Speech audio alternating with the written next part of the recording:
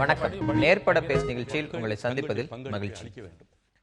32 லட்சம் சதுர கிலோமீட்டர் பறந்து விரிந்துள்ள இந்த தேசம் சுதந்திரத்திற்கு பிறகு முதல் பிரதமர் ஜவஹர்லால் நேரு தலைமையிலான அரசு மேற்கொண்ட பொருளாதார சீர்திருத்த நடவடிக்கைகள் தொடங்கி அதன் பின்பு வந்த பிரதமர்கள் இந்திரா காந்தி, மொராஜி தேசாய், ராஜீவ் காந்தி என பல்வேறு பொருளாதார சீர்திருத்த நடவடிக்கைகள் மேற்கொள்ளப்பட்டு இறுதியாக பிரதமர் நரசிம்மராவ் தலைமையில் இந்திய சந்தை உலக சந்தைக்கு திறந்துவிடப்பட்டது முதலான பல்வேறு பொருளாதார சீர்திருத்த நடவடிக்கைகளின் சாதக பாதகங்களை சில நேரங்களில் அனுபவித்தும் பல நேரங்களில் சகித்தும் இருந்து வந்திருக்கிறார்கள்.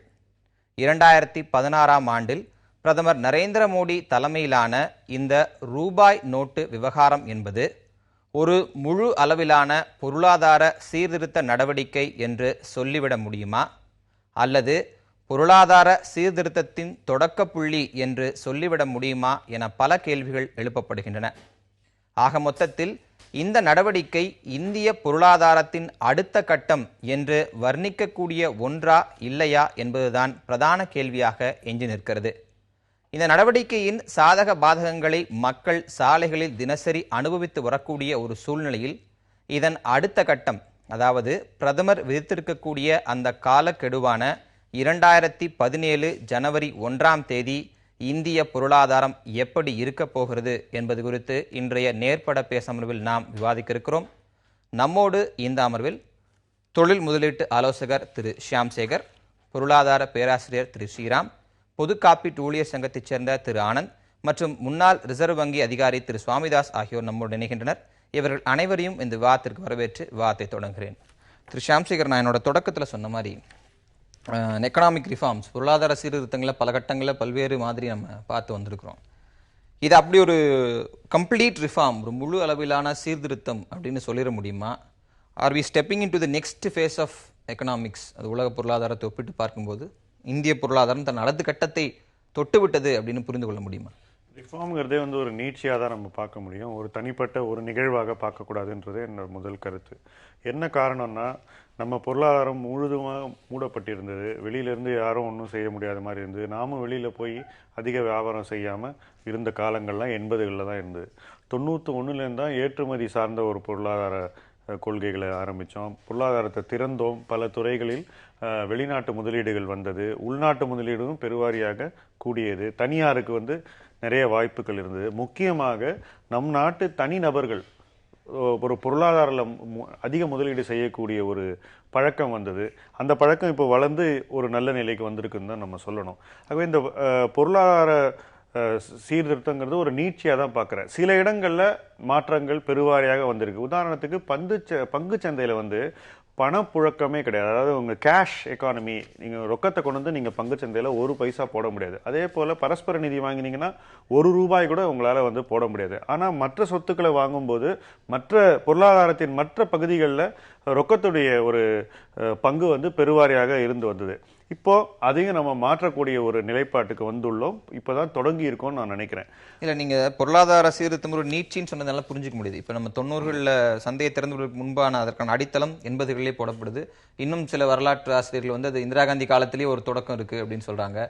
நேருனுடைய 5 ஆண்டு திட்டம் போன்ற விஷயங்களுக்கு அதற்கு முன்பு இருந்த ஒரு தொடக்கம் இருக்கிறது. ஆனால் இப்படி ஒரு attack and black money, surgical strike அப்படியெல்லாம் சொல்லக்கூடிய ஒரு ரிஃபார்ம் என்பது ஒரு திடீர் நடவடிக்கையாக ஏன் பார்க்கப்படக்கூடாது? இதற்கு முன்பு இருந்த சீர்திருத்தங்களுக்கு இதற்கு என்ன தொடர்பு நீங்க பாக்குறீங்க? அதாவது நம்ம நிறைய மாற்றங்களை பண்ணோம். 25 ஆண்டுகள் நிறைவு பெற்றுவிட்டு 91ல் வந்த பொருளாதார சீர்திருத்தத்திலேருந்து இதுல என்ன ஆச்சுன்னா, ஒரு பக்கம் நேர்மையான வரி கட்டக்கூடிய ஒரு பேஸ் மக்கள் அதிகரித்தாங்க, தொழில்கள் வளர்ந்தன, அவர்களுடைய மதிப்பீடுகள் வளர்ந்தன, அவர்கள் அரசுக்கு செலுத்திய பணம் கூடியது. அதே நேரத்தில் இன்னொரு பொருளாதாரம், அதாவது 2 பொருளாதாரம், ஒரு நல்ல பொருளாதாரம் வளர்கிறது, நாட்டினுடைய வளர்ச்சிக்கு நேரடியாக அது பங்கு வகிக்கிறது, அரசுக்கு அது பணத்தை செலுத்துகிறது. இதே சமயத்தில் இன்னொரு கெட்ட பொருளாதாரம், எதுவுமே அரசுக்கு கொடுக்காமல் தனிநபர்கள் மட்டும் அவர்கள் மட்டும் ஒரு அமைப்பு சாராமல், ஆனால் ஒரு பெரிய ஒரு பொருளாதார ஒரு பிளாக் அந்த மாதிரி அவங்க வளர்ந்து வந்துட்டாங்க. உங்க பொருளாதாரம் எவ்வளவுக்கு எவ்வளவு வளர்ந்ததோ அதை விட பல மடங்கு அவங்க அதிகமா வளர்ந்திருக்கிற ஒரு சூழ்நிலை தான் கடந்த ஒரு 6-7 ஆண்டுகளாக நடந்து வந்திருக்கிறது. இதை இன்னும் நம்ம தடுக்கலைனாக்கா இதனால வர தாக்கம் நேர்மையாக இருக்கக்கூடிய மக்களுக்கு அதிகமா வரும். அவங்களுக்கு அந்த மாதிரி இருக்கிறதுக்கான ஒரு ஊக்கம் குறைந்து விடும் அப்படிங்கிற ஒரு சூழ்நிலை. 25 ஆண்டுகள் இந்த எல்பிஜியினுடைய அறிமுகப்படுத்தப்பட்டதுல 25 ஆண்டுகள் நம்ம கடந்து வந்திருக்கோம்னா அந்த 25 ஆண்டுகள பல விஷயங்கள் நம்ம பேசணும். நீங்க சொல்ற அந்த பேரலல் எக்கானமி வளர்ந்திருக்கு அப்படிங்கறதுல இதனுடைய பங்காளிகள் யாரு? இந்த பேரலல் எக்கானமி ஒரு நிழல் பொருளாதாரத்தை உருவாக்கியவர்கள் யாரு? அவர்களுடைய பெரும் பங்கு யாரிடம் இருக்கிறது? அந்த நிழல் பொருளாதாரத்தை நீங்கள் கைவிக்க போகிறீர்கள் என்றால் இந்த நடவடிக்கை தான் பொருத்தமானதா? இந்த நடவடிக்கை பொருத்தமானதுன்னா அடுத்த கட்ட பொருளாதாரத்துக்கு நீங்க போறீங்கன்னு புரிஞ்சுக்கிறதா? நிழல் பொருளாதாரோட முக்கிய பங்குதாரர்கள் ஊழல்வாதிகள், அதே போல பல தொழில்களை அமைப்பு சாராமல் நடத்துகிறவர்கள். ஆனால் பெரும் தொழிலா இருக்கும். 100 கோடி 200 கோடி 500 கோடி தொழில் இருக்கும். ஆனா அது அமைப்பு சாராமல் இருக்கும். உதாரணத்திற்கு ஊழியர்களுக்கு ஒரு பதிவு கூட இருக்காது. அவர்கள் இருக்கிறதுக்கான அடையாள குறிகள் இருக்காது. அவர்களுக்கு ஊதியத்தை கேஷ்ல வழங்குவாங்க. வாங்கக்கூடிய எல்லா பர்ச்சேஸையும் கேஷ்ல வாங்குவாங்க. விற்கிறது எல்லாத்தையும் கேஷ்ல பண்ணுவாங்க. ஒரு ஊர்ல பணத்தை கொடுத்துட்டு இன்னொரு ஊர்ல பணத்தை வாங்குவாங்க. அதுக்கு வெறும் ஒரு சின்ன ஒரு தொகையை மட்டும் கட்டுவாங்க. இது தவிர இவர்கள் பொருளாதாரத்துல இவர்களுடைய பங்கு நீங்க நேரடியாக பார்க்க முடியாது. ஆனால் உங்களுக்கு தெரியாம இவர்களுடைய பங்கு பல இடங்கள்ல இருக்கும். உதாரணத்துக்கு நீங்க ஒரு சொத்தை வாங்க போவீங்க. ஆனா அவங்க அதை விட ஒரு 20% அதிகமா கொடுத்து வாங்க தயாரா இருப்பாங்க. நீங்க ஒரு பொருளை வாங்க போவீங்க. அவங்க அதே பொருளை அதிக விலையை கொடுத்து வாங்க தயாரா இருப்பாங்க. எல்லா பொருட்களை வாங்கும் போதும் அல்லது உணவு எல்லா நுகர்வுலையும் அவர்களுடைய தாக்கம் நம்மளை சுத்தி இருந்துட்டே தான் இருக்கு. இது ஒரு பெரிய பிளாக். கிட்டத்தட்ட 20% மக்கள் தொழில். அப்படின்னா மறுபடியும் அதை ஒரு பழைய விஷயத்தை நம்ம மறுபடியும் பேச வேண்டியது இருக்கு. அப்படி நிழல் பொருளாதாரத்தை கையாளக்கூடியவர்கள் ரொக்கத்தை எந்த அளவு கையாளுறாங்க? அவருடைய ஒட்டுமொத்த ரொக்க மதிப்பீட்டில் அவர்களுடைய ரொக்க கையிருப்பு என்னவா? அதாவது ரொக்கத்தை அவங்களுடைய தொழில், அவங்க செய்யக்கூடிய ஆக்டிவிட்டி ரொக்கத்தை ஏர்ன் பண்ற ஒரு என்ஜின் என்ன, அது ரொக்கத்தை சேகரிச்சுக்கிட்டே இருக்கு. சேகரிக்க இந்த ரொக்கத்தை எடுத்து அவங்க 2 இடத்துல போடுறாங்க. ஒரு இடம் ரியல் எஸ்டேட், நிலம் வாங்குவதோ அல்லது வீடு மனைகள் கட்டுவதோ. இரண்டாவது தங்கம், நகைகள், அந்த சார்ந்த இது. இந்த 2 இடத்துல தான் அவங்க போடுறாங்க. அந்த எஞ்சிய பணம் தான் அவங்க கிட்ட இன்னைக்கு கேஷா இருக்கு. அதை இன்னைக்கு இந்த ஒரு எக்ஸசைஸ்ல அது எவ்வளவு அப்படிங்கறத அளவிடுறதுக்கும் அவர்களை ஒரு மூலைக்கு தள்ளி பார்க்கணும் அரசுடைய முயற்சியா இருக்கு. வெறும் இது எஞ்சியதுதான். நம்ம தொடர்ந்து பேசலாம். திரு ஆனந்த், வினோத் ராய் மின்ட்டுக்கு ஒரு இன்டர்வியூ கொடுத்திருக்காரு. அதுல this is an opportunity to formulate policies to tackle black money அப்படின்னு சொல்றாரு. கருப்பு பணத்தை என்னவென்று கண்காணிப்பதற்கான ஒரு திட்டமிடல் தான் இந்த நடவடிக்கை. இது முழுமையான ஒழிப்பு நடவடிக்கைன்னு பார்த்திட முடியாது அப்படின்னு ஒரு பொருள் படுறாரு. இப்படிதான் பல்வேறு கருத்துக்கள் கொண்டிருக்கும் போது இதை அடுத்த கட்ட பொருளாதார நகர்வுக்கு இந்தியா ஒரு புதிய பொருளாதாரத்துக்குள் 2017 நகர்கிறது அப்படிங்கிற அடுத்த கட்ட நகர்வின் முதல் கட்டம்னு ஏன் பார்க்க கூடாது? முதல் கட்டம் எங்கேருந்து ஆரம்பிக்கணுங்கிறத நான் பார்க்குற ஒரு முக்கியமான விஷயமா பார்க்குறேன். ஷாம் கூட சொன்னார், இன்றைக்கி இந்தியாவில் பிளாக் மணி ஜென்ரேட் ஆகுது, அது லேண்டில் இன்வெஸ்ட் ஆகுது, கோல்டில் இன்வெஸ்ட் ஆகுதுன்னு சொல்லிட்டு. ஆனால் அதை தாண்டி இன்றைக்கி இந்தியாவில் உருவாகிற கருப்பு பணம் வெளிநாடுகளுக்கு போகிறது. வெவ்வேறு வழியில் போகிறது. அண்டர் இன்வாய்சிங் மூலமாகவும் ஓவர் இன்வாய்சிங் மூலமாகவும் வெளிநாடுகளுக்கு போகிறது. வெளிநாடுகளிலிருந்து மொரிஷியஸ் தீவு வழியாக சிங்கப்பூர் வழியாக இந்தியாவுக்கு வந்து கொண்டிருக்கிறது. இந்த ரூட்டை அடைப்பதற்கான ஏதாவது முயற்சிகள் செய்யப்படுதா? அங்கேருந்து ஆரம்பிக்கணும். நீங்கள் பார்ட்டிசிபேட்டரி நோட்ஸில் இன்றைக்கி யார் வேணால் இன்வெஸ்ட் பண்ணலாம், ஐடென்டிட்டி ரிவீல் பண்ண மாட்டோம்னு சொல்லிட்டு இருக்காங்க. அதில் யாரும் குப்பனும் சுப்பனும் போய் இன்வெஸ்ட் பண்ண போகிறது, அதில் யாரும் நம்ம வீட்டில் வேலைக்காரமாவோ பூக்காரமாவோ போய் இன்வெஸ்ட் பண்ண போகிறதில்ல. அதில் யார் இன்வெஸ்ட் பண்ணுறாங்கிறது நம்ம பார்க்குறோம். அது தெரியும், அரசாங்கத்துக்கு தெரியும், கண்டிப்பாக அது பிடிக்க முடியும். அப்போ அதிலிருந்து ஆரம்பித்தாங்கன்னா நல்லதுன்னு சொல்லலாம். ஆனால் இங்கேருந்து ஆரம்பிக்காமல் ரூட் இங்கேருந்து தேடுறாங்க. இவங்க ரூட் எங்கே இருக்குன்னு பார்க்காம இங்கேருந்து தேடுறாங்க. இப்போ அதில் தான் பிரச்சனை இருக்குன்னு பார்க்குறோம். 90% கருப்பு பணம் வெளியே போய் உள்ளே வெள்ளை பணமாக இங்கே உள்ளே வந்து கொண்டிருக்கிறது. இந்தியாவில் இருக்கின்ற கருப்பு பணத்தை நீங்க ஒழிப்பதற்கான ஏற்பாடுகள் என்பது இந்த சேனல்ஸ் அடைச்சிட்டு நீங்க பண்ணியிருந்தாங்கன்னா இதை நம்ம வரவேற்கக்கூடிய விஷயமா பார்க்கலாம். இல்ல அவர் சொல்றாரு இல்லையா, இந்த பேரலல் எக்கானமியோட பெரும் பங்காளிகள் இதை ஜெனரேட் பண்றாங்க, இந்த ரொக்கத்தை சரியான விஷயம் தான் அது. ஆனா என்னன்னா அது பிளாக் மணியை இவங்க அட்ரஸ் பண்றாங்க. நான் சொல்றேன் பிளாக் ஆக்டிவிட்டிஸ் நீங்க அட்ரஸ் பண்ணுங்கன்னு சொல்றோம். அதுதான் ரெண்டுத்துக்கு வித்தியாசம் இருக்கு. கருப்பு பணம் ஜெனரேட் ஆகுறது யாருமே கையில் வச்சுக்க போறது இல்லை. அது கையில் வச்சுருந்தாலும் நீங்க போய் பிடிக்கிறது ரைட்டு. நீங்க பண்றது கருப்பு பணம் எவ்வளவு இருக்குன்னு பிடிக்க போறீங்க. ஆனா கருப்பு நடவடிக்கைகள் இருக்குல்ல, இந்த டிரான்சாக்ஷன்ஸ்ல இப்ப நீங்க பண்ணிட்டு இருக்க டிரான்சாக்ஷன்ல பல இடங்கள்ல 30% கமிஷன்ல கருப்பு பணம் வெள்ளை பணம் ஆயிட்டு இருக்கு. இப்போ அது இன்னொரு புதிய கருப்பு பணத்தை உருவாக்குவதற்கு ஒரு வழியை நம்ம பண்ணி கொடுத்துருக்கோம். அப்போ கருப்பு பணத்தை ஒழிப்பதற்கான, கருப்பு நடவடிக்கைகளை ஒழிப்பதற்கான விஷயங்களை அரசாங்கம் இறங்கவில்லை. கருப்பு படத்தை போய் பண்றாங்க, எஃபெக்டை போய் பார்க்குறாங்க, காசை பார்க்க மாட்டாங்க. இப்போ அதில் தான் நம்ம பேசிக்காக டிஃபர் ஆகிறோம். நாங்கள் நீங்கள் வந்து எந்தெந்த ஆக்டிவிட்டிஸ் கருப்பு பணத்தை ஜென்ரேட் பண்ணுறது உங்களுக்கு தெரியும், ஏன் அந்த ஆக்டிவிட்டிஸில் கை வைக்க மாட்டேங்கிறீங்க? மறுபடியும் கருப்பு பணத்தை ஒழிக்கிறேன்னு சொல்லிட்டு மக்கள் இன்னைக்கு படுற அவஸ்தை இருக்குல்ல. இன்னைக்கு இதுக்கப்புறம் வருகின்ற கான்சிக்வன்சஸ் இருக்குல்ல. ஏன்னா இந்த இதோட தலைப்பு வந்து நேர்பட பேசுகிற தலைப்பு வந்து எதிர்காலம் எப்படி இருக்க போகுதுன்னு சொல்கிறோம். எதிர்காலங்கிறது மிக பெரிய அளவில் பாதிக்கப்படுகிறது. இன்னைக்கு ஸ்மால் அண்ட் மீடியம் என்டர்பிரைசஸ் தான் 40% இந்தியாவுடைய ஜிடிபிக்கு கான்ட்ரிபியூட் பண்றாங்க. 75% எம்ப்ளாய்மெண்ட்டை ஜென்ரேட் பண்ணுறது ஸ்மால் அண்ட் மீடியம் என்டர்பிரைசஸ். இவர்களுக்கு யார் கடன் கொடுக்கிறார்கள் என்று பார்த்தனால இவர்களுக்கு வட்டி கொடுக்கிறவர்கள் இன்னைக்கு அவங்கலாம் பார்த்தீங்கன்னா வட்டி நிறுத்த போறாங்க. அவங்க கையில் இருக்க கேஷை கொடுக்க முடியாது. ஸ்மால் அண்ட் மீடியம் என்டர்பிரைசஸ்க்கு மிகப்பெரிய அடி என்பது இருக்கு. பேங்க்ல வந்து எவ்வளவு தூரம் பணம் கொடுக்க போறாங்க, லோன் கொடுக்க போறார்கள் என்று தெரியவில்லை. இன்னைக்கு என்ன சொல்லியிருக்காங்கன்னா, வாங்கின பணத்தெல்லாம் நாங்க திருப்பி கொடுக்க போறோம்னு சொல்றாங்க. எப்படி கொடுக்க போறார்கள்? இந்த 1 மாத காலத்தில் 2 மாத காலத்தில் பல தொழில்கள் நசிய போகுது. இன்னைக்கு பல இடங்கள்ல வந்து இன்னைக்கு வியாபாரம் பண்ண முடியாம அவஸ்தைப்பட்டு இருக்காங்க. இன்னைக்கு மக்கள் வந்து பல அவஸ்தைப்பட்டு இருக்கும் போது இன்னைக்கு அந்த பொருளாதார நடவடிக்கைகளை சரி செய்வதற்கு மேக்ரோ, நான் மைக்ரோ கூட பேசல, நான் ஒரு தனிநபரை பத்தி பேசல, மேக்ரோ லெவல்ல இன்னைக்கு எந்த எக்கனாமிஸ்ட், பெரிய பெரிய எக்கனாமிஸ்ட்லாம் கூடி எடுக்கப்பட்ட முடிவில் மேக்ரோ எக்கானமியில மிகப்பெரிய கோட்டையை விட்டுருக்காங்க தான் நம்ம பார்க்க போறோம். அடுத்த 2 மாசத்துல இதோட இம்பாக்ட் என்பது ஜிடிபி வளர்ச்சி குறையும், இன்ஃப்ளேஷனை காட்டிலும் டீஃப்ளேஷனில் அதிக பாதிப்பு மக்களுக்கு ஏற்படும். இன்ஃப்ளேஷன் பாதிப்பு ஏற்படும், இன்ஃப்ளேஷனை காட்டிலும் டீஃப்ளேஷன் இருக்குல்ல, பண வாட்டம் இருக்குல்ல, அது மக்களை அதிகமாக பாதிப்பு ஏற்படும். அது சாதாரண மக்களை அதிகமான பாதிப்புக்கு உருவாக்க போகிறது. கையில் இருக்கக்கூடிய பணத்தின் அளவு குறையிறது தான் பண வாட்டம் புரிஞ்சுக்கிறேன். திரு ஸ்ரீராம், கிறிஸ்டியன் வூட் மாதிரியான சர்வதேச பொருளாதார பேராசிரியர்கள் தொடர்ச்சியாக இது பற்றி எழுதிட்டு இருக்காங்க. சமீபத்தில் அவர் எழுதியிருக்கிறதுக்கு இன்னும் 6 மாசத்துக்கு ஈக்விட்டி மார்க்கெட் என்ன சொல்லப்படக்கூடிய இந்த உள்நாட்டு சந்தை உள்ளிட்டவை கடுமையான சரிவை சந்திக்கும். அது எழுந்து வருவதற்கு இதைவிட இன்னும் கூடுதலான தீவிர நடவடிக்கைகளை அரசு மேற்கொள்ளணும் அப்படின்னு சொல்றாங்க. அப்ப இந்த சீர்திருத்தத்தில் இதைவிட கடுமையான நடவடிக்கைகளை அரசு மேற்கொள்ளணும் அப்படின்னா என்ன மாதிரி நடவடிக்கைகளை மேற்கொண்டால் இந்த 6 மாச கால அந்த இருள் நீக்கப்படும், இல்லை இந்த 6 மாச கால அச்சம் இருக்காதுன்னு நினைக்கிறீங்க? ஷார்ட் டேர்ம் பெயின்ஸ் இருக்கத்தான் இருக்கும். ஷார்ட் டேர்ம் பெயின்ஸை வந்து நீங்கள் டூ அவே பண்ணவே முடியாது. ஷார்ட் டேர்ம் பெயின்ஸ் இருக்கத்தான் இருக்கும். For a long term gain short term pain has to be endured. அவ்வளோதான். சகிச்சுட்டு தான் வேணும், சகிச்சுக்கிட்டு தான் ப்ரொசீட் பண்ணி ஆகணும். சார் ஒரு கேள்வி கேட்டார்ல, பார்ட்டிசிபேட்டரி நோட் இந்தியாவுக்குள்ளே வர்றப்போ அது அக்கௌண்டடாக தான் வருது, அது எதுவும் அன்அக்கௌண்டடாக வரதில்லை. 6 மாதத்துக்குள்ளே யாரோட பணம் அப்படிங்கிறது தெளிவாக சொல்லி ஆகணுங்க. அதுக்கு கேஒய்சி நாம்ஸ் இருக்குது. கேஒய்சி நாம்ஸ் இல்லாமல் வரதில்லை. எல்லாரும் திருப்பி அந்த பங்குச்சந்தையே பார்த்து அதுதான் பூதம்னு நினைக்கிறாங்க. அல்லவே அல்ல. இந்த பார்ட்டிசிபேட்டரி நோட்டுக்கு முதல்ல பணம் எப்படி போச்சு? எங்கேருந்து போச்சு? இந்தியாவிலேருந்து தானே போச்சு. அது இந்தியாவிலேருந்து போன பணம் எப்படி போச்சு? ஹவாலாவில் தானே போச்சு. பொறப்ப நீங்கள் இங்கே கேஷ் தானே கொடுத்துருக்கீங்க. இந்த கேஷு லீகல் டெண்டராக இருக்கிறதுனால தானே ஒருத்தன் வாங்குறான். அதாங்க, அதனால தானே அந்த இடத்துல உங்களுக்கு டாலர் கிடைக்கிறது. இந்த லீகல் டெண்டர் அங்கே டாலராக மாறுது.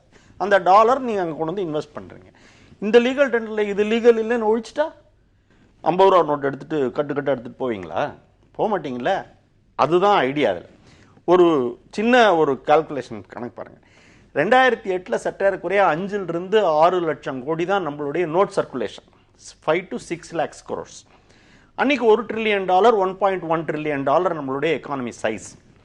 இன்னைக்கு 2015-16 நம்ம எக்கானமி சைஸ் 2 to 2.5 லட்சம், $2.2 trillion சைஸ் நம்மளுடைய எக்கானமி சைஸ். ஆல்மோஸ்ட் டபுள் ஆயிருக்கு. From 8 to 2016. அதான் மட்டமான பீரியட் 8 எடுத்துக்கிறோம், 2016 எடுத்துக்கிறோம். 8ல் இருந்த 5 to 6 லட்சம் கோடி இன்னைக்கு 16 லட்சம், 17 லட்சம், 18 லட்சம் கோடின்னு நம்ம சொல்றோம். டபுளா இருக்கக்கூடிய ஒரு ஜிடிபியில் 5 லட்சம் கோடி 10 லட்சம் கோடி ஆயிருந்ததுன்னா இட் இஸ் நார்மல் நான் நினைச்சுப்பேன். இது சேம் இது. இத்தனைக்கும் 2008 இருந்து 2016 வரைக்கும் towards banking lot of movements have happened. பல விதத்தில் நெட் பேங்கிங் வந்திருக்கு, பல விதத்தில் பேமெண்ட் பேங்க்ஸ் வந்திருக்கு, பல விதத்தில் கிரெடிட் கார்ட்ஸ் ஹேவ் இம்ப்ரூவ்டு. இத்தனைக்கு அப்புறமும் உங்களுடைய பணத்தினுடைய ஓட்டம், பொதுமக்கள் கையில் இருக்கிற ஓட்டம் 5 to 6 லட்சம் கோடி. 2/4/2016 ரகுராம் ராஜன் பேசுறாரு. He comes on TV. நிறைய ஸ்டேட்ஸ்லாம் வந்திருக்கு. தமிழ்நாட்டில் வந்து ஒரு பெரிய எலெக்ஷன் நடக்க போகிறது. இப்போ தமிழ்நாட்டுக்குள்ள 60,000 கோடிக்கு மேல பணம் உள்ள போய் வெளியே வரலன்னு சொல்றாரு. That was the first time எனக்கு வந்து இப்படி ஒரு மூவ்மெண்ட் இருக்கு. பணம் வந்து பதுக்கப்படுறது. பணம் ஏன் பதுக்குறாங்க? பணம் பதுக்கிறதுக்கு என்ன விஷயமா இருக்கணும்? 2 விஷயம் இருக்கணும். ஒன்று, பணம் பதுக்கிறதுக்கு காரணம் நம்ம பின்னாடி சம்பாதிக்காம போயிடுவோம், நமக்கு சேவிங்ஸ் இருக்கணும், அதை வெளியே போய் காமிச்சா மற்றவனுக்கு தெரிஞ்சிடுங்கிறது. ரெண்டாவது, இதை வெளியே காமிக்க முடியாத ஒரு தலையெழுத்து இது உள்ளுக்குள்ள வச்சிருக்க வேண்டியது. எனக்கு தெரிஞ்சு ரெண்டாவது தான் மேஜரான அந்த மாதிரி பணம் உள்ள போயிருக்கும்னு நான் நம்புறேன். ஸோ இதை வந்து சர்ஜிக்கல் ஸ்ட்ரைக்கு நீங்க சொன்னீங்கன்னு நினைக்கிறேன். இது சர்ஜிக்கல் ஸ்ட்ரைக்கே அல்ல, கவர்மெண்ட் சொல்லுது. இல்ல கவர்மெண்ட்ல ஏதோ ஒருத்தர் 2 பேர் பேசலாம்.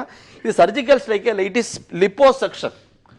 உங்களுடைய ஃபேட்டி இது எலிமெண்ட்ஸ் உங்களுடைய பாடிக்குள்ள, இந்த தேசம்னு சொல்லக்கூடிய ஒரு பாடிக்குள்ள ஒரு ஃபேட்டி சப்ஸ்டன்ஸ் தேவையில்லாம ஊழச்சதையை உருவி எடுக்கிறது இந்த ஆபரேஷன். இதுக்கு உண்டான ப்ராப்ளம்ஸ் இருக்கத்தான் இருக்கும். நான் கேட்கிற அந்த எக்ஸாக்ட் பாயிண்ட்டுக்கு தான் வந்துட்டீங்க. இந்த நீங்க சொல்ற ஊழச்சதையை உறிந்தி எடுக்கிற ப்ராசஸ்ல உள்ள சதையும் சேர்ந்து வந்துருது இல்ல. பாடி வந்து நம்ம பாடி வந்து நல்லா இருக்கு அப்படின்னு சொல்லி இந்த உலகத்தில் இருக்கிற அத்தனை பொருளாதார மேதைகள் எல்லாரும் சொல்றது வந்து இந்த நாடு நல்லா இருக்கு. இங்கிருந்து லீகல் டெண்டர் இருக்கிறதுனாலதான் அது வெளியே போய் பார்ட்டிசிபேட் நோட்டு மூலமா உள்ள வருது அப்படின்னு சொல்றதை என்னால புரிஞ்சுக்க முடியுது. அதுக்கு நீங்க இங்க செக் வைக்கிறீங்கன்னு சொல்றதை கூட என்னால புரிந்து கொள்ள முடிகிறது. ஆனால் ஏற்கனவே அப்படி செய்யப்பட்டு நீங்க வங்கிகள்ல வாராக்கடனா ஒரு 1,76,000 கோடி தேவையில்லாத ரெண்டே கணக்கு போடாங்க, அதுக்கு சம்பந்தம் இல்ல. அதாவது வெளியே போறது இப்ப வரக்கூடியதை தடுக்காம ஏற்கனவே அது போயாச்சு. ஏற்கனவே போனதை யாருக்கிட்ட பிளேம் கொடுத்துட்டே இருக்க முடியும்? இல்ல மீட்பது என்பது அரசின் நடவடிக்கை தானே. இல்ல நீங்க நினைக்கிற அளவுக்கு சுலபமா இன்டர்நேஷனல் மார்க்கெட்ல பேங்கிங் சிஸ்டத்துக்குள்ள போய் நீ உங்ககிட்ட இருக்கிற கணக்கெல்லாம் நீ கொடுன்னு ஒருத்தங்கிட்ட நீங்க கேட்ட உடனே கொடுப்பாங்க. நீங்க நினைக்கிறத சொல்ல வரல, நான் நம்ம வங்கிகளிடம் இருக்கக்கூடிய என்பிஏ அசெட்ஸ் நான் பேசிட்டு இருக்கேன். நான் சொல்றேன், நீங்க எக்கானமியை ஸ்ட்ரென்தன் பண்ணணும். பிளாக் மணி ஒழிப்பு அப்படிங்கிறதுக்குள்ள நான் டிபேட் பண்ணவே இல்லை. நீங்க பிளாக் மணி ஒழிப்பு என்பது இன்றைய காலகட்டத்தில் தேவை. ஒரு பேரல் எக்கானமி நீங்க வந்து கண்ட்ரோல்குள்ள வச்சாகணும். எல்லா விஷயங்களும் ஒத்துக்கொள்கிறேன். ஆனால் உங்கள் அடி எங்கிருந்து தொடங்குகிறது? திரு ஆனந்த் முதல்ல கேட்டார் இல்லையா, அது எங்கிருந்து தொடங்குகிறீர்கள் அப்படிங்கறதா இங்க முக்கியமான ஒரு கேள்வி. ஹை டினாமினேஷனோட 6 லட்சம் கோடி ஒரு கிட்டத்தட்ட 2 இருந்து 3 வருடங்களுக்குள்ள, அது நம்மளுடைய பழைய ரிசர்வ் பேங்க் கவர்னர் ஒருத்தர் வந்து ரொம்ப அலார்மிங்கா சொன்னார். இது ஏன் நடக்கிறதுன்னு தெரியல. அவர் சொன்ன வார்த்தை எனக்கு இன்னும் நல்லா ஞாபகம் இருக்கு. The high denomination notes are disappearing from the currency chests of the banks and reserve bank ன்னு சொன்னாரு. அப்பதான் நான் ஃபர்ஸ்ட் டைம் நான் பார்க்கிறேன். ஸோ there is ஒரு சீரியஸ் ப்ராப்ளம் ஒன்று நடக்கிறது. இந்த 6 லட்சம் கோடி கடந்த 3-4 வருடத்துக்குள்ள வந்திருக்கு. நான் இப்போ ஒரு இது வந்து தூக்கி போடுறது எல்லாரும் பேசுற அதே மாதிரி பேசுற வங்கி கடனை பத்தி நீங்க சொன்னது தனியா நம்ம அடுத்து separate subject. But this is an independent act. நீங்க கேட்ட ஒரு இது இதனுடைய பாதிப்பு, there are several layers. இதுல பாதிப்புகள் இருக்கும். Very extreme short term, medium term, long term, very long term. இது எல்லாத்துக்கும் எஃபெக்ட்ஸ் இருக்கு. ஒவ்வொன்றுக்கும் இதுல எஃபெக்ட்ஸ் இருக்கத்தான் இருக்கும். வெரி ஷார்ட் டேர்ம்ல நீங்க இப்ப பார்க்கக்கூடிய பெயின், இந்த கியூல நிக்கிறாங்க நீங்க சொல்றது வந்து இருக்கிறதுலே லோவஸ்ட் ஆஃப் தி பெயின்ஸ். நீங்க நினைக்கிற மாதிரி இந்த பெயின் தான் ரொம்ப கஷ்டமான பெயின் நீங்க நினைக்கிறீங்க, அல்லவே அல்ல. இல்ல கியூல நிக்கிறது மட்டும் இல்ல, இவர் சொல்ற பிசினஸ் பண்ணக்கூடிய அவர் சொன்னார் இல்லையா, அன்ஆர்கனைஸ்ட் செக்டர். ஆமா, ஏன்னா அவர்களுடைய பிரச்சனை தான் பணத்தை வந்து உறிஞ்சிட்டாங்க. அப்ப ரைட்டு, நீங்க சொல்றது ரைட்டு. பல தொழில்கள் முடங்குறது. ஏன் முடங்குறது? எங்களுக்கு தெரிஞ்சு ஒரு நாள் கூட எங்களுடைய பங்குச்சந்தையில 9ஆம் தேதியிலிருந்து 16ஆம் தேதி வரைக்கும் எந்த ஆக்ஷனுமே ஸ்டாப் ஆகல. ஆக்ஷன் ஸ்டாப் ஆகல. 10,000 கோடி ரூபாய் வெளியே போயிருக்கு. நீங்க சொல்ற 8ஆம் தேதியில இருந்து அதுக்கு நீங்க பல காரணங்கள் கேட்டா ட்ரம்ப்னுடைய வெற்றி பல காரணங்கள் சொல்லலாம், இன்டர்நேஷனல் சொல்லலாம். நீங்க சொல்ற அதே காலகட்டங்கள்ல 10,000 கோடி ரூபாய் வெளியே போயிருக்கு. என்ன 10,000 கோடி ரூபாய்? 14,000 கோடி ரூபாய் FIIs உடைய ஃபண்ட் பங்குச்சந்தையில வெளியே போயிருக்கு. தயவு செய்து நீங்க இதெல்லாம் வந்து இந்த மாதிரி ஒரு இதுக்கு வாதத்தை முன்வைக்கிறதுக்கு முன்னாடி ஒரு ஸ்டாட்டிஸ்டிக்ஸ் எடுத்து 2001 இருந்து 2016 15 வருஷ ஸ்டாட்டிஸ்டிக்ஸ் எடுத்து நவம்பர் மாசம் எந்த மாதிரி ஒரு பங்கு சந்தை ரியாக்ட் ஆகும்னு பாருங்க. இது வந்து காலாகாலமா நடக்கக்கூடிய ஒரு விஷயம். ஒரு ட்ரெடிஷனல் நடக்கக்கூடிய நவம்பர்ல இட் இஸ் பவுண்ட் டு டிமானிடைசேஷனுக்கும் FIIs வெளிய போனதுக்கு எந்த தொடர்பும் இல்லன்னு சொல்றீங்க. அந்த ஃபியர் இருக்கலாமே ஒழிய எனக்கு தெரிஞ்சு நீங்க உங்களுடைய கால்குலேஷன் படிக்கு இது வந்து பார்ட்டிசிபேட்டரி நோட் காரணம் உருவின்னு போயிட்டானா. பார்ட்டிசிபேட்டரி நோட் காரங்களும் யாருன்னு நீங்க நினைச்சீங்கன்னா தே ஆர் ஹெட்ஜ் ஃபண்ட்ஸ். அவங்க வந்து மேஜரா வெரி ஷார்ட் டேர்ம் தான் உள்ளே வருவாங்க. அவங்களுக்கு ஷார்ட் டேர்ம்ல பணம் அதை வச்சு தான் கேக்குறோம். 9 நாள்ல 14,000 கோடி ரூபாய் வெளியே போகுதுன்னா அவன் ஹெட்ஜ் ஃபண்ட்ஸ் தானே வெளியே போக முடியும். இல்ல இது புரிதலுக்கே நீங்க ஒரு பொருளாதார பேராசிரியர் இல்ல அந்த ஃபியர் அவங்களே வெளியே எடுத்தாங்க. ஒரு சின்ன விஷயம், நான் பேராசிரியர் அல்ல, நான் ஒரு சார்ட்டர்ட் அக்கவுண்டன்ட், அவ்வளவுதான். நான் வந்து படிச்சது சார்ட்டர்ட் அக்கவுண்டன்சி, இப்ப இருக்கிறது பங்குச்சந்தையில் இருக்கேன். நான் பொருளாதார பேராசிரியர் அல்ல. இருந்தாலும் இதை பத்தி நீங்க கேட்ட ஒரு கேள்விக்கு நான் சொல்றேன், இந்த 15 நாள் ஸ்டாட்டிஸ்டிக்ஸ்ல 10,000 கோடி வெளியே போயிருக்குங்கிறது வந்து எங்களை பொறுத்த வரைக்கும் ஒரு சாதாரண நிகழ்வு. நாங்கெல்லாம் யாரும் அது வந்து அது அப்படி அலார்மிங்கா நினைக்கவே இல்லை. ஒத்துக்கிறது சார். நிகழ்வுக்கான காரணம் என்ன? இல்ல அலார்மிங்கா இல்லைங்க. அலார்மிங் நான் அதான் சொல்றேன் சார். நீங்க வந்து எஃபெக்ட்ஸ் மட்டுமே பேசுறீங்க. நான் எஃபெக்ட்ஸ்க்குள்ள போவே இல்லை. அது அலார்மிங்கா இல்ல சந்தோஷமானோ அதுக்குள்ள நான் போவே இல்லை. கரெக்ட். ஒரு பொருளாதார நடவடிக்கை நிகழ்கிறது என்றால் அதற்கு ஒரு பின்னணி காரணம் இருக்கு. 29 பங்குச்சந்தை நிபுணரா நீங்க இந்த காரணம் சொல்லுங்க. 29 செப்டம்பர்ல இருந்தே இந்த இஷ்யூ நடந்துட்டே இருக்கு.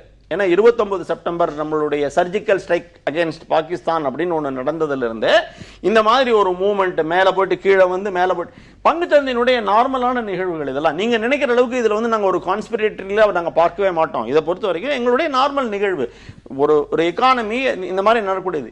இதனுடைய பொருளாதார பின்விளைவுகள் என்ன நீங்க கேட்டீங்கன்னா அதை பேஸ் பண்ணி நிறைய பேர் ஒரு ஆக்ஷன்ஸ் எடுக்கத்தான் எடுப்போம். நாங்க எல்லாருமே வில் பி வெரி நம்ம பேசலாம், தொடர்ந்து பேசுவோம்.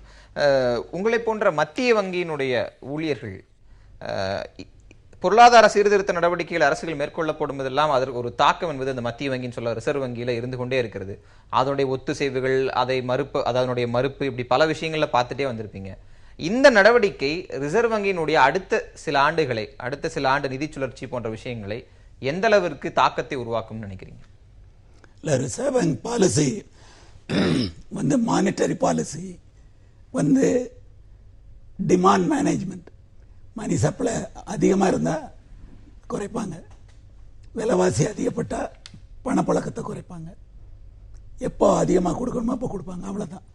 அது வந்து எப்போதும் நடந்துக்கிட்டே இருக்கும். அதுக்கும் இதுக்கும் சம்மந்தம் இல்லை. இந்த டிமானிட்டைசேஷனை பற்றி சாரி, எனக்கு சரியா ஒன்றும் பிரச்சனை இல்லை, பேசலாம். 3 குறிப்புகளை நான் சொல்ல விரும்புகிறேன். முதலாவது நோக்கம், 2வது நடைமுறைப்படுத்தினது, 3வது இதனுடைய தாக்கம். இந்த நோக்கம் வந்து முக்கியமாக சொல்றது தீவிரவாதத்தை ஒழிக்கிறது, கருப்பு பணத்தை ஒழிக்கிறது. பிறகு 3வதாக இது லாங் டேர்ம் கெயின் சொல்றாங்க. நான் சொல்றேன் இந்த நடவடிக்கை தீவிரவாதத்தை ஒழிக்காது, கருப்பு பணத்தையும் ஒழிக்காது. 1978 மொரார்ஜி தேசாய் 1000 ரூபாய் 5000 ரூபாய் 10,000 ரூபாயை டிமானிட்டைஸ் பண்ணார். அப்பமா இதே காரணத்துக்கு தான், தீவிரவாதமானு தெரியாது, கருப்பு பணம். அப்போ இருந்த கவர்னர் ஐஜி பட்டேல் இது செய்யக்கூடாது, டிமானிட்டைஸ் பண்றதுனால எந்த எஃபெக்டும் கிடையாது, செய்யக்கூடாதுன்னு சொல்லியிருக்கிறார். அதை ஓவர் ரூல் பண்ணி பிரைம் மினிஸ்டர் கொண்டு வந்திருக்கிறார். அதனுடைய விளைவு என்ன? கருப்பு பணம் போயிட்டா அன்னைக்கு இருந்ததை விட எத்தனையோ மடங்கு அதிகப்பட்டிருக்கும். தீவிரவாதம் போயிட்டா அன்னைக்கு இருந்ததோட எத்தனையோ மடங்கு அதிகப்பட்டிருக்கலாம். 1. 2வதாக நடைமுறைப்படுத்தினதுக்கு நிறைய கன்சல்டேஷன்ஸ், எக்கானமிஸ்ட், இதை மாதிரி stock market experts, agricultural experts, industry, எல்லா விதமான எக்ஸ்பர்ட்ஸு, டெக்னிக்கல் எக்ஸ்பர்ட்ஸ் எல்லாரையும் வைத்து அதை முழுவதுமாக அதை எப்படி யாருக்கும் சிரமம் இல்லாமல் நடத்த வேண்டும் என்கிறதை திட்டமிட்டு நடத்தினது போல எனக்கு தெரியவில்லை. இது என்னுடைய சொந்த கருத்து. அதில் I will say it is a failure. எப்படி ஃபெயிலியர்னா, இப்போ அது வந்த பிறகு ஒவ்வொரு நாளும் ஒவ்வொன்று சொல்றாங்க. முதல்ல 4500 ரூபாய் இருக்கலாம் நாங்கள், இப்போ அதில் வந்து பிளாக் மணி உள்ள வருது, எல்லாரும் கமிஷன் கியூல நின்று உடனே 2000 ரூபா ஆக்குறாங்க, பிறகு மை வைக்கிறாங்க. இதெல்லாம் முதல்ல அனௌன்ஸ் பண்ணல, நாங்கள் இப்படி பண்ணுவோம். ஒன்று நடந்தோடனே செய்கிறாங்க. அன்னைக்கு ராத்திரியே. பட் இதெல்லாமே பிளாக் மணியினுடைய ஃப்ளோவை கண்ட்ரோல் பண்ண நடவடிக்கைன்னு ஏன் பார்க்க கூடாது? கண்ட்ரோல் பண்ண முடியலையா? இதை ஆன்டிசிபேட் பண்ணலையா? கொஞ்சம் பிளாக் மணி ஒயிட் மணி ஆயிட்டா இல்லையா? பிறகு நாடு முழுவதும் 8ஆம் தேதி ராத்திரி எவ்வளவு தங்கம் வித்துதுன்னு தெரியாது, அவ்வளவு பிளாக் மணி தங்கத்துக்குள்ள போயிட்டு. அவ்வளவு இல்லை, கொஞ்சம் வைத்து கொடுங்க, ஒரு 2% வைங்க. ஆனா இதை யாரும் முதல்ல எதிர்பார்த்து செய்யணும். பிளாக் மணி வைத்திருக்கவங்க எப்போதுமே என்ன பண்ணுவாங்கன்னா, குற்றம் புரிபவர்கள் என்ன சட்டம் கொண்டு வந்தாலும் அதை மீறி எப்படி நம்ம செய்து விடலாம் என்கிற நோக்கத்திலேயே தான் இருப்பாங்க. இனிமேலும் இருக்க போறாங்க. இன்னும் கொஞ்சம் வருஷம் கழிச்சு பாருங்க, பிளாக் மணி இல்லாம இருக்குமா? இது 2வது. நடைமுறைப்படுத்தினது சரியில்லை. 3வது இதனுடைய தாக்கம். ஏற்கனவே நிறைய பொருளாதார நிபுணர்கள் எல்லாரும் சொல்லிட்டாங்க, ஃபாரின் ஏஜென்சிஸ் ஃபாரின் பேங்க்ஸோட எக்கானமிஸ் எல்லாரும் சொல்லிட்டாங்க ஜிடிபி growth 7.5 இருந்து 3.5 ஆக போகுதுன்னு சொல்லிட்டாங்க. அப்போ இதனுடைய தாக்கம் தெரியாது, தப்புன்னே வச்சுக்கணும். 7%, 6% ஆனாலுமே 5% ஆனாலுமே ஒரு 0.5%, 0.5% நீங்கள் ஜிடிபியை கூட்டணும்னா அதுக்கு என்னெல்லாம் பண்ணணும்?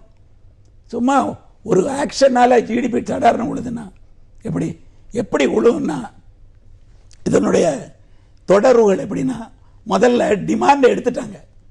14 லட்சம் கோடி டிமாண்டை 16 லட்சம் கோடி ரூபா கரன்சி. அதை எல்லாரும் அதுதான் மணி சப்ளைன்னு இங்க விவாதத்தில் எல்லா விவாதத்திலையும் நான் கேட்டுக்கிட்டு இருக்கேன் டெலிவிஷனில். அது தவறு. மொத்த ரிசர்வ் பேங்க் கணக்குப்படி மொத்த மணி சப்ளை 1,28,00,000 கோடி. M3 வாங்குது. Currency with public, demand deposit of public, time deposit of public, எல்லாம் பப்ளிக் ஜனங்களுடையது. சிலது சேவிங்ஸ் பேங்க் டெபாசிட்டா இருக்கு, சிலது டேர்ம் டெபாசிட்டா இருக்கு. இது எல்லாம் சேர்க்கணும். இப்போ பணத்தை எடுக்க முடியல, அப்போ டிரான்சாக்ஷன் உழுது. ஊடக விவாதங்கள்ல வர்ற அந்த 18 லட்சம் கோடி ரூபாய்ங்கிறது சுழற்சியில் இருக்கக்கூடிய பணம் புரிஞ்சுக்கிறதா? சுழற்சியில அதுல கருப்பு பணம் இருக்குல்ல, எல்லாம் சுழற்சியில இருக்காது. நீங்க சொல்ற அந்த 2 புள்ளிங்கிறது ஒட்டுமொத்தமாக வங்கி சேமிப்பு கணக்குகள், எஃப்டி, 1,28,00,000. ஆமா, இப்போ 1,28,00,000 தான் ஜிடிபி அஃபெக்ட் பண்ணும். அப்ப இந்த 1,00,00,000 வெறும் 14 லட்சம் மட்டும் அஃபெக்ட் பண்ணல, டிமாண்ட் டெபாசிட் அஃபெக்ட் பண்ணுது. அதை எடுக்க முடியல 10 நாளா. டைம் டெபாசிட் அஃபெக்ட் பண்ணும். எடுத்துட்டு எங்கேயா போய் செலவு பண்ணா உடனே கேட்பாங்க, அதனால எல்லாரும் போஸ்ட்போன் பண்ணுவாங்க. எங்க நல்லா செய்யறவங்களுமே இப்போ ஒரு 1 லட்சத்தை ஒரு 2 லட்சத்தை எடுத்து ஒன்று வாங்கணும்னா அவங்களுக்கு சட்டமும் தெரியாது, ஏதாவது இன்கம் டேக்ஸ் வந்துருவாங்க அப்படின்ட்டு ஒரு அச்ச உணர்வு. அவர் சொன்ன மாதிரி பண வாட்டத்துக்கான ஒரு பணம். அப்போ இல்ல டிமாண்ட் ஷ்ரிங்கேஜ் சொல்றேன். Demand shrinkage is not conducive for economic growth. தேவைகள், மக்களோட தேவைகளை குறைக்க தொடங்கிடுவார்கள். நான் பணம் இருந்தா தான் டிமாண்ட் பண்ண முடியும். இப்போ எல்லாம் 10 நாளா நின்று போச்சு. அமித் மித்ரா ஒரு economist, West Bengal finance minister, அவர் சொல்லியிருக்கிறாரு ஒவ்வொரு நாளும் அதை அனௌன்ஸ் பண்ணல இருந்து 25,000 கோடி ரூபாய் ஜிடிபி லாஸ் ஆகிட்டே இருக்கு. ஜிடிபினா என்னது எல்லாருக்கும் தெரியாது. கிராஸ் டொமஸ்டிக் ப்ராடக்ட்னா உற்பத்தின்னு நினைக்கிறோம். That is equal to national income. GDP is equal to national. அவ்வளவருடைய வருமானம் தான் ஜிடிபி. தேசத்தின் வருமானத்தை தான் அப்படி சொல்றோம். இன்னொரு வகையில இன்கம் சைடுல இருந்து பார்க்கலாம், அங்க இருந்து பார்க்கலாம். அப்போ வருமானத்தை குறைச்சிட்டா எத்தனையோ ஆயிரம் கோடி, 14 லட்சம் கோடி. திரு ஸ்ரீராம் போன்றவர்கள் அதைத்தான ஷார்ட் டேர்ம் பெயின் அப்படின்னு சொல்றாங்க. ஒரு குறுகிய காலத்தில் இருக்க. நான் சொல்றேன் அது 5% ஆனா ஷார்ட் டேர்ம் பெயினா? அந்த 5% 7% எப்ப ஆக்குவீங்க? எத்தனை வருஷம் கழிச்சு ஆக்குவீங்க? இன்னொன்னு அந்த கேள்விக்கு ஒரே ஒரு point. Short term long term எல்லாம் அந்த காலத்து அனாலிசிஸ், இப்ப கிடையாது. குளோபலைஸ்ட் சிச்சுவேஷன்ல இருக்கும். 2008 ஃபைனான்சியல் சப் பிரைம் கிரைசிஸ் வந்துச்சு, யாருக்கு தெரியாது. 1994 பாக் கிரைசிஸ் வந்துச்சு, கரன்சி கிரைசிஸ், உலகத்தையே அடிச்சது. இந்தியாவை மட்டும் அடிக்கல, அது காரணம் ரிசர்வ் பேங்க் பாலிசி. நான் சொல்றேன். ஆகவே எப்ப கிரைசிஸ் வரும்னு தெரியாது. நீங்க ஒண்ணு நினைச்சுக்கிட்டு இதெல்லாம் எடுத்த உடனே நாங்க 2 வருஷம் 3 வருஷம் கழிச்சு அப்படி பண்ணிடுவோம் இப்படி பண்ணிடுவோம் இந்த காலகட்டத்தில் சொல்ல முடியாது. அதுக்குள்ள என்ன பைனான்சியல் கிரைசிஸ் வருதோ. உங்கள் பொருளாதார நடவடிக்கைகளே உலகம் தீர்மானிக்கும் போது யூகிச்சு பண்ண முடியாது. இதை யூகித்து பண்ண முடியும். நீங்க லாங் டர்ம் கெயின்னா சரி, ஒரே ஒரு பாயிண்ட். லாங் டர்ம் கெயின்னா என்னது? 1 2 3 சொல்லுங்க. விவாதிக்கலாம். அவரிடம் பதில் கேட்போம் இடைவேளைக்கு பிறகு நேர்பட பேசி தொடர்ந்து எதிர்த்து பேசிட்டு ஷாம்சேகர், நான் அந்த என்பி அசெட்ஸ் பத்தி சொன்னபோது அதுக்கான கனெக்ஷன் கொடுத்து விளக்கம் இருக்குன்னு சொன்னீங்க. நீங்க அது கூடவே இன்னொரு கேள்வி, கருப்பு பொருளாதாரம் இல்ல கருப்பு பொருளாதார நடவடிக்கைகள், பிளாக் ஆக்டிவிட்டீஸ் அப்படின்னு சொல்றாங்கல்ல, அதை எதையெல்லாம் நாம் வகைப்படுத்துறோம்? ஸ்மால் அண்ட் மீடியம் என்டர்பிரைசஸ்னுடைய அன்அக்கவுண்டட் மணியை தான் கருப்பு பிளாக் ஆக்டிவிட்டிஸோட பெரும் பங்குதாரர்கள் அப்படின்னு சொல்றோமா, இல்ல அதை தாண்டியவர்களை சொல்றோமா? உங்களுடைய வகைப்படுத்தல் எப்படி இருக்கு? அந்த மாதிரி நம்ம ஜெனரலைஸ் பண்ண முடியாது. ஏன்னா நான் காரணம் சொல்கிறேன். இப்போ ஒரு ஆட்டோ ஆன்சிலரின்னு வச்சுப்போம், அதுக்கு வந்து ஒரு கார் தயாரிப்பு, மோட்டார் சைக்கிள் தயாரிப்பு தான் நீங்கள் பார்க்குறீங்க. அந்த கடைநிலை வரைக்கும் ஒரு காம்போனன்ட் வரைக்கும் எஸ்எம்இஸ் வந்து தயாரிக்கலாம். இந்த வேல்யூ செயினில் பிளாக் மணியே கிடையாது. இது ஒரு க்ளீன் எக்கானமி. இந்த லைன் ஃபுல்லாக ஒரு வேல்யூ செயின் ஃபுல்லாக பார்த்தீங்கன்னா ஆரம்ப ஸ்டீல் வாங்குறதுலேருந்து கடைசியாக நீங்கள் வந்து பைக்கோ காரோ வாங்குற, லாரியோ எந்த வண்டி வாங்குற வரைக்கும் உங்களுக்கு அதில் வந்து பிளாக் வரதுக்கு வாய்ப்பே கிடையாது. அதான் அவங்க வந்து வேல்யூ ஆட் மதிப்பு கூட்டி கூட்டி ஒவ்வொருத்தராக விற்று இறுதியாக உங்கள்கிட்ட ஒரு ப்ராடக்ட் வந்து நுகர்வுக்கு வருது. ஆனால் நீங்கள் போய் ஒரு சோப் வாங்குறீங்க மார்க்கெட்டில், இல்லை நீங்கள் வந்து ஒரு வேறு என்ன வேணால் நிறைய பொருட்கள், இது மாதிரி இதெல்லாம் வாங்கும் நிறைய பொருட்கள், ஆல்கஹால், நிறைய பொருட்கள் இருக்குது, நிறைய நுகர்வு சார்ந்த பொருட்கள். அதுலெல்லாம் வந்து வேல்யூ அடிஷன் வந்து வந்து நடக்கும்போது முதல் பாயிண்ட்லேருந்தே வந்து முதல் பாயிண்டில் ரா மெட்டீரியல் வந்து பெருநிறுவனங்கள் விற்கும், அதை வாங்கிப்பாங்க. ஆனால் ஃபினிஷ்டு ப்ராடக்டை வந்து ஒரு எஸ்எம்இ தயாரிக்கும் போது நேராக அதை கொண்டு போய் ட்ரேடர்கிட்ட கொடுத்துட்றாங்க, வணிகர்கிட்ட. வணிகர்லேருந்து வாடிக்கையாளருக்கு போகுது. ஃபர்ஸ்ட் பாயிண்ட்ல வரி கட்டுறோம், அதுக்கப்புறம் கிடையாது. மதிப்பு கூடுற 2 இடத்துலயும் வந்து வரி ஏய்ப்பு நடக்கும். வாங்குற வாடிக்கையாளருக்கு வந்து வரி இல்லைன்னா அவர் ரொம்ப சந்தோஷமா வாங்கிட்டு போறாரு. ஏன்னா அது வந்து வரி கட்டி நேர்மையா வியாபாரம் செய்யறவனோட ஒரு கொஞ்சம் விலை குறைவா இருக்கும். அந்த விலை குறைவா இருக்கிறது அவருக்கு சாதகமா இருக்கு, அவர் வரி கட்டலையேன்னு கவலைப்படுறது இல்லை. உதாரணத்துக்கு நான் சொன்ன இந்த ஹார்ட்வேர்ஸ், இந்த மாதிரி பிசினஸ் எல்லாம் நீங்க பாருங்க, பில்லே கொடுக்க மாட்டாங்க பெருவாரியாக. கேட்டா டாக்ஸ் வருங்க அப்படின்னு கேட்டோம். எலக்ட்ரிக்கல் ஐட்டம்ஸ், இந்த மாதிரி நிறைய உங்களுக்கு கன்சம்ஷன் சார்ந்த விஷயங்கள், நிறைய பொருட்கள் இருக்கு, அதுல எல்லாம் உங்களுக்கு வந்து இவேஷன் இருக்கும். ஸ்டீல், அதுவும் கன்ஸ்ட்ரக்ஷனுக்கு யூஸ் ஆகிற ஸ்டீல், கன்ஸ்ட்ரக்ஷனுக்கு யூஸ் ஆன நிறைய சின்ன சின்ன மில்ஸ்ல பண்ண முடியும். ஸ்கிராப்ல இருந்து ஸ்டீல் தயாரிக்கும் போது அதுல வந்து மேசிவ் எவேஷன் இருக்கும். ஏன்னா நேரா வந்து ஸ்கிராப்பை வாங்குறாங்க, கரண்ட்டை யூஸ் பண்றாங்க, அதை வந்து இப்ப இருக்கு இது மாதிரியான ரீட்டைல் செயின்ஸ்ல டாக்ஸ் எவேஷன், வரி ஏய்ப்புகள் இருக்கு அப்படின்னு நீங்க சொல்றீங்க அப்படின்னு புரிஞ்சுக்கிட்டா கூட, இப்ப வரக்கூடிய அத்தனை செய்திகளையுமே இந்த ரீட்டைல் செயின் தான் பெருமளவு முடங்கி இருக்கு அப்படின்னு சொல்றாங்க. அதை இதையும் எப்படி பொருத்தி பார்க்கறது? ஏன்னா இன்னைக்கு என்ன ஆயிடுச்சுன்னா, அவங்க கிட்ட இருக்கிற பணம் நிறைய, அவங்க சம்பாதிச்ச லாபம், அவங்க வந்து தொழில் செய்யறதுக்கு வச்சிருக்கிற அந்த ஒர்க்கிங் கேபிட்டல்னு சொல்றது, இதெல்லாம் வந்து அப்படியே ஒரு முடக்கத்துக்கு வந்துட்டு ஒரே நாள் 8 மணிக்கு பட்டன் தட்டின மாதிரி நிறுத்தியாச்சு. இப்ப அவங்க வந்து இனி நம்ம என்ன தொழில் செய்ய போறோம் அப்படின்ற ஒரு கேள்விக்குறி வந்திருக்கு. யாருக்குன்னா, இந்த மாதிரி மதிப்பு கூடும்போது அந்த மதிப்பு கூட்டியதுக்கு அரசுக்கு எந்த வரியும் செலுத்தாதவர்களுக்கு ஒரு பெரிய சிக்கல் ஏற்பட்டிருக்குன்றதா உண்மை. அப்படி பட்டன் தட்டி அவர்கள் நிறுத்துவதன் மூலமாக எவ்வளவு அமௌண்ட்டை வந்து நீங்க வந்து எடுத்துட முடியும்னு நினைக்கிறீங்க? அதுதான் பெரும்பங்கு இப்போ ஒரு பேரல் எக்கானமியினுடைய பெரிய கான்ஸ்டியூவன்ட் எலிமெண்டா அது இருக்குன்னு நினைக்கிறீங்களா? நான் உங்களை இதே கேள்வி வேற விதமா கேட்கிறேன். ஒரு பொருளாதாரத்துல நேர்மையாக தொழில் செய்யறவங்க ஒரு பெரிய பிளாக் இருக்காங்க, அவங்களோட பெரிய பிளாக்கு நேர்மை இல்லாத தொழில் செய்யறவங்க இருக்காங்க. என்ன, இந்த நேர்மை இல்லாத தொழில் செய்யறவங்களை நிறுத்திட்டா இவங்களுக்கு என்ன ஆகும் சொல்லுங்க? நேர்மையா தொழில் செய்யறவங்களுக்கு என்ன ஆகும் நீங்க சொல்லுங்க? அவங்களுடைய தொழில் வளரும், அதனால அரசுக்கு வரிகள் கூடும். அதைத்தான் அரசு இப்ப செஞ்சிருக்கு. இப்போ ஐயா கேட்டாங்க, அந்த பணத்தை எடுத்ததுடைய இது நான் சொல்றேன் உங்களுக்கு. ஆனா இப்ப இந்த நடவடிக்கை நேர்மையா தொழில் செய்யறவங்க தான் பாதிக்குது. இல்ல பாதிக்காது, நிச்சயம் அது வந்து பாதிக்காது. என்ன பண்ணிருக்காங்க, 85% பணத்தை வந்து புழக்கத்துல இருந்து எடுத்துட்டாங்க. அப்பனா அதோட கான்சிக்வன்ஸ் என்ன? நுகர்வு உடனடியாக ஒரு கிட்டத்தட்ட ஸ்தம்பிக்கக்கூடிய ஒரு நிலவுக்கு தான் வரும் நுகர்வு. இது வந்து எதிர்பாராது கிடையாது, இட் இஸ் பை டிசைன். இது வந்து வேணும்னா செஞ்சிருக்காங்க. இதை செய்யும் போது அடுத்த கட்டம் என்னன்றதை நீங்க பார்க்கணும். மெதுவா யாரெல்லாம் வந்து லீகலா பண்றாங்களோ அவங்க பிசினஸ் மெதுவா பேக் டு நார்மல்சி வரும். இந்த வரி கட்டாத இந்த பணத்தை வச்சுட்டு இருக்கிறவங்க இந்த பணத்தை மாத்துறதுக்கு ட்ரை பண்ணுவாங்க. அதனாலதான் வந்து உங்களுக்கு இந்த பணமாற்றம்ங்கிற ஒரு தொழில் மயமாச்சு. அதனாலதான் அந்த 4500 ரூபாய்க்கு வந்து ஒரே நாள்ல 2 தடவை 3 தடவை மாத்துறது இது ஒரு இண்டஸ்ட்ரி ஆயிடுச்சு. அவன் என்ன கணக்கு பண்றான், நான் 500 ரூபாய் கொடுக்குறாங்க, 4500 ரூபாய் மாத்தினா நான் இது ஒரு 3 வாட்டி மாத்தினா ஒரு நாளைக்கு 1500 ரூபாய் மாத்துறேன். இப்படி எல்லாரும் வந்து அவங்கவுங்க வேலையை விட்டுட்டு இந்த வேலையை பண்ண ஆரம்பிச்சுட்டு வங்கி வாசல்ல கியூ கட்ட ஆரம்பிச்சிட்டாங்க. சரி ஆனந்த், இல்லை இது எல்லாரையுமே கொச்சப்படுத்துகிற மாதிரி இருக்குது ஷாம் பேசுறது. சாதாரண மக்கள் வங்கிக்கு முன்னாடி இன்னைக்கு கையில் காசு இல்லாமல், ஒரு ஆட்டோவுக்கு கொடுக்க முடியாமல், ஒரு காய்கறி வாங்க முடியாமல், ப்ரொவிஷன்ஸ் வாங்க முடியாமல் நிற்கிற எல்லா மக்களையுமே இப்படி பொதுவாக ஒரு ஸ்வீப்பிங் ஸ்டேட்மெண்ட்டாக எல்லாரும் ஒரு 500 ரூபாய்க்காக போய் நிற்கிறேன்னு சொல்கிறது வந்து என்னால் ஏற்றுக்கொள்ளவே முடியாது. இது சரியான ஒரு வாதமும் கிடையாது. இன்னொன்று, ஸ்மால் அண்ட் மீடியம் என்டர்பிரைஸில் ஜென்ரேட் பண்ணுற பிளாக் மணி தான் மேஜர் மணின்னு சொல்கிறத என்னால் ஒத்துக்க முடியாது. இன்னைக்கு இந்தியன் கவர்மெண்ட் கொடுத்துருக்க சில புள்ளி விவரங்கள் என்ன சொல்லுதுன்னா, இந்தியாவில் வந்து ஒரு 10% ஆஃப் த பிளாக் மணி தான் சர்க்குலேஷனில் இருக்குது. 90% ரூட் ஆயிடுச்சு, வேற ஃபார்ம்ஸில் ரூட் ஆயிடுச்சு. இந்த 10% பிளாக் மணி 3 லட்சம் கோடி அவங்க சொல்ற கணக்கு மொத்தம் வந்து 30 lakh crores பிளாக் மணினா ஒரு 3 லட்சம் கோடி பிளாக் மணி சர்க்குலேஷன்ல இருக்கு. இந்த 3 லட்சம் கோடி சக் பண்றேன்னு பேர் வழியில் நீங்க இந்த 3 லட்சம் கோடியில கன்வெர்ட் ஆயிடும், உங்களுக்கு கோல்டா கன்வெர்ட் ஆச்சு, லேண்டா கன்வெர்ட் ஆகி ஒரு 1 லட்சம் கோடி நீங்க அதிகபட்சம் எடுக்கலாம். இந்த 1 லட்சம் கோடி எடுக்கிறங்கிற பேர் வழியில் என்ன பண்ணிருக்கீங்கன்னா ஒட்டுமொத்த பொருளாதாரத்தை ஸ்தம்பிக்க வைக்கிறீங்க. அதுதான் நாங்க கேட்கிறோம். ஒரு சார் கூட என்ன சொன்னார்னா இந்த வந்து எல்லாம் கேஷா ஸ்டாக் பண்ணி வச்சிருக்காங்க. எந்த பொருளாதாரத்தில் எல்லாருக்கும் தெரிஞ்ச ஒரு விஷயம் தான், பணம் என்பது ஒரு இடத்துல தங்கி இருந்தால் அதுக்கு பணத்துக்கு வேல்யூ கிடையாது. பணம் சர்க்குலேஷன் தான் வேல்யூ.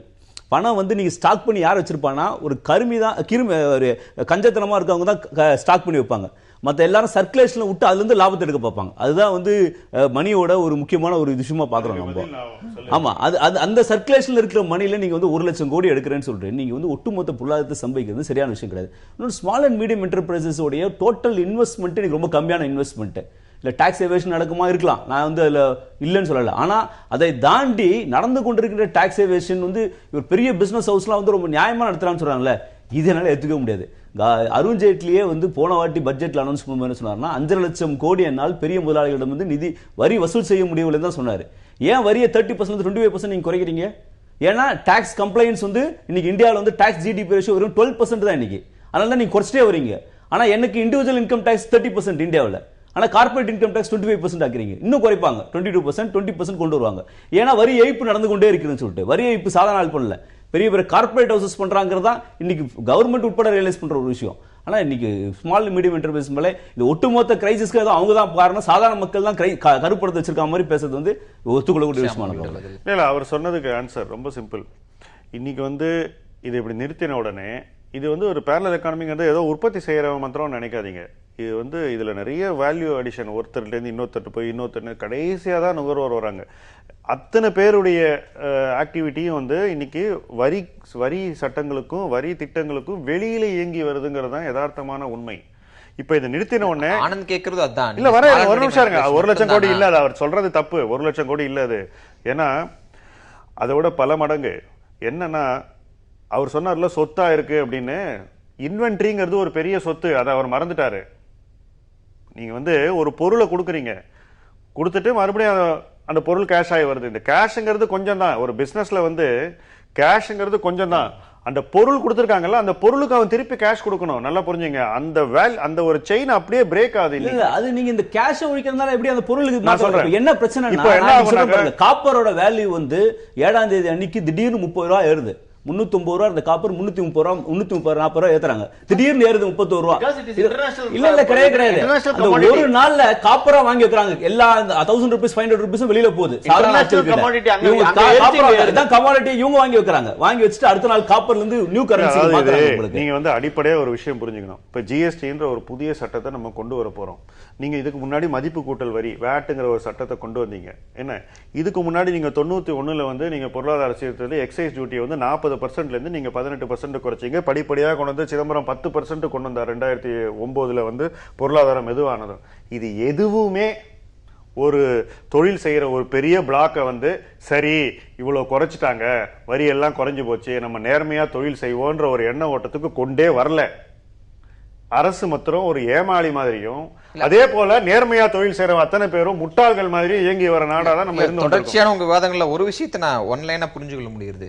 நேர்மையாக வரி கட்டி தொழில் செய்வதற்கான ஒரு ப்ரொடெக்டிவ் மெஷர், காப்பாற்றுக்கும் நடவடிக்கையாக இதை நான் பாக்குறேன் சொல்வதை இன்னும் கொஞ்சம் விரிவாக நீங்க சொல்லலாம் நினைக்கிறேன். எனக்கு அந்த இதுல எனக்கு புரிதல் ஏற்படும். எப்படி இந்த நடவடிக்கை நேர்மையாக செய்வர்களை மட்டும் காப்பாற்றும். இப்போ மதிப்பு கூட்டல் வரி வரதுக்கு முன்னாடி ஒரு சேல்ஸ் டாக்ஸ் எடுத்துங்க, வணிக வரி தமிழ்நாட்டுல இது வந்து 14.4 இருந்தது. என்ன அப்ப என்னன்னா நீங்க வந்து இன்புட்டுக்கு நீங்க கட்டுறீங்க, கட்டி தான் நீங்க பொருள் ரா மெட்டீரியல் வாங்குறீங்க, மூலப்பொருளை வாங்கிட்டு அதை ஒரு இன்னொரு பொருளா மாத்தி நீங்க திருப்பி அவுட்புட் மறுபடியும் விற்கிறீங்க. முதல்ல வேட் வரதுக்கு முன்னாடி நீங்க மூலப்பொருள்களுக்கு கட்டுற வரி நீங்க கட்டிட்டீங்க, அது உங்களுக்கு செலவு. அதுக்கப்புறம் நீங்க ஒரு பொருள் ஆக்கினதுக்கு அப்புறம் அந்த பொருளை விற்கும் போது நீங்க மறுபடியும் வரி கட்டுறீங்க, அதுவும் செலவு. இதுதான் கேஸ்கேடிங் சிஸ்டம்னு 1991ல சொன்ன விஷயத்து மதிப்பு கூட்டல் வரியா வந்தது நமக்கு அந்த ஒரு சட்டமா.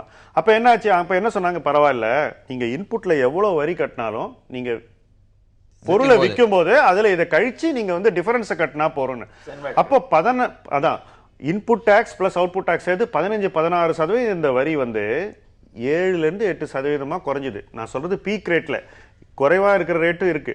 இருக்கிறதுலயே அதிகமான ரேட்ல இருக்கிற இதை நான் சொல்றேன். பாதியாப்ப கூட நிறைய பேர் தொடர்ந்து ஒரு விஷயம் சார், வரி வைப்பாளர் என்ன சொல்லுவான்னா, சார் வரி அதிகமா இருந்தா எங்களுக்கு இன்னும் அட்வான்டேஜ் சார். ஏன்னாக்கா நிறைய டிஃபரன்ஸ் இருக்கு வரி கட்டுறவனுக்கும் கட்டாதவனுக்கும்.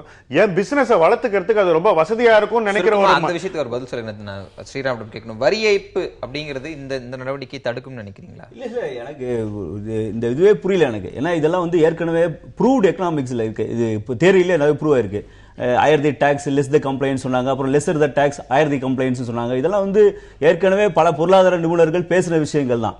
ஆனால் வரி ஏய்ப்புக்கு வந்து இது தடுக்கும்னு சொல்றது வந்து என்னால் ஏற்றுக்கொள்ள முடியாது. இன்னும் அதிகமாக தான் ஆக போகிறது. இன்னைக்கு கருப்பு பணத்தை கூட கள்ள பணத்தை கூட ஒழிப்பதற்கு எந்த விதத்திலும் பயன்படுத்த கள்ள பணத்தை வந்து இன்னைக்கு வந்து கவுண்டர் ஃபீட் கரன்சிஸ் வந்து இன்னைக்கு வேணா டெம்பரரியா ஸ்டாப் பண்ணிருக்கலாம். மறுபடியும் 2000 நோட்டு அடிக்க போறாங்க. நான் உங்களுக்கு எளிமையா சொல்றேன், இந்த பணம் இப்ப போயிடுச்சு, கையை விட்டு பணம் போயிடுச்சு. இப்ப இவங்க வசூல் பண்ண வேண்டிய பணம் இருக்கு பாரு, மார்க்கெட்ல இருக்கிற பணம், அதை வாங்குறதுக்கு ரொம்பவே கஷ்டப்படுவாங்க. இந்த மாதிரி நம்பர் 2ல பிசினஸ் பண்ணவங்க அத்தனை பேரும் பணத்தை திருப்பி வாங்குறதுக்கு கஷ்டப்படுவாங்க. அதே போல வந்து மறுபடியும் பொருள் வாங்குறதுக்கு அவங்கள்ட்ட மூலப்பொருள் வாங்குறதுக்கு பணம் இருக்காது என்ன. ஆகவே இன்னைக்கு பேரலல் எக்கானமிக்கு இது வந்து பெரிய ஷாக் ட்ரீட்மெண்ட் தான் நான் நினைக்கிறேன். இல்ல இது வந்து பேரலல் எக்கானமிக்கு வந்து ஷாக் ட்ரீட்மெண்ட். நீங்க எதை உண்மையிலே கருப்பு பணத்தை ஒழிக்கிறதுக்கான நடவடிக்கைகள் என்பது இங்க இருந்து ஆரம்பிக்கிறதுல உண்மையே பயன் தரப்போதில்லை. இன்னும் சொல்ல போனா இவர் எங்க ஆரம்பிச்சிருக்கணும் அப்படின்னு பார்க்கும்போது நான் ஏற்கனவே சொன்னது போல இங்க இருந்து ரூட் ஆர் அவலா டிரான்சாக்ஷன்ஸ் பிடிச்சாலே பாதி பிரச்சனை சால்வ் ஆகும். ஆனா நீங்க அதுல கை வைக்க மாட்டீங்க. இந்தியாவுக்குள்ள சுத்திட்டு இருக்க ஒரு ஸ்மால் அமௌண்ட் வந்து பிடிக்கிறதுக்கான ஏற்பாடுகள் என்பது ஒரு மிகப்பெரிய ஒரு ஸ்டண்டா தான் நான் பாக்குறேன். நான் அவர் சொல்றது பார்த்தா நம்ம அந்த ரோட்ல போறப்போ ஒரு சார்ஜன் நின்றுட்டு இருப்பான், 5 பேர் ஹெல்மெட் இல்லாமல் போவான், 2 பேரை மட்டும் படிச்சு நிறுத்துவான், 3 பேர் போவான். அவனெல்லாம் விட்டுட்டியே, என்ன மட்டும் பார்க்குறியே, என்ன மட்டும் அது ஏதோ இது வந்து தொடக்கம் ஒரு இடத்துல இருந்து தான் ஆகணும். இந்த தொடக்கம் நல்ல தொடக்கம்னு நாங்கள்லாம் நினைக்கிறோம். என்னுடைய கணிப்பு படிக்கு இது பிகாஸ் ஒரு பெரிய ஒரு அலார்மிங் லெவலில் ஒரு 5-6 லட்சம் கோடி பெருகின ஒரு பீரியட். இந்த கடந்த ஒரு 3-4 வருஷத்துக்குள்ள ஒரு 6 லட்சம் கோடி டிஸ்ப்ரொபோர்ஷனேட். ஐம் நாட் டெல்லிங் ப்ரொபோர்ஷனேட்டாக ஏறுறது ரீசனபிளாக அது இருக்குது, கரஸ்பாண்டிங் ரேஷியோ ரீசனபிளாக இருக்குன்னா இட்ஸ் ஆல் ரைட். பட் டிஸ்ப்ரொபோர்ஷனேட்டாக ஏறி இருக்கு இந்த கடந்த ஒரு இதில். அதனுடைய பின் விளைவுகள் நீங்கள் பார்த்தது எல்லாமே இந்த 2009-10க்கு அப்புறமா வந்த ரியல் எஸ்டேட்டினுடைய ஒரு அதீதமான ஒரு பிரைஸ் இன்க்ரீஸ் பார்த்துருப்பீங்க. இந்த விலையேற்றம் ரியல் எஸ்டேட்ல எவன்லாம் சாதாரணமாக ஒரு உருண்டு வச்சிருக்கிறவன்லாம் கோடீஸ்வரனார ஒரு சிச்சுவேஷன் நாட்டுக்கு வந்தது. ஒன்று. ரெண்டாவது பார்த்தீங்கன்னா தங்கம் விலையேறினது இன்டர்நேஷனல் பிரைஸ் பேஸ் பண்ணி தான் தங்கம் விலையேறும். அவர் சொல்ற மாதிரி காப்பர் அதெல்லாம் இன்டர்நேஷனல் பிரைஸ் தான். ஆனால் தங்கத்தினுடைய இம்போர்ட் அளவு 300 டன் 400 டன் இருந்த ஒரு இம்போர்ட் லெவல் திடீர்னு 900 டன் ஆவரேஜுக்கு வந்துட்டு கடந்த 5 வருஷத்துல. இந்த வருஷம் தான் டிராப் ஆயிருக்கு. 5 வருஷத்துல 900 டன். எதுக்காக தங்கம் இம்போர்ட் ஆகிறது இப்படி? இது எல்லாமே இவர் சொன்ன அந்த பதுக்கல் தான்.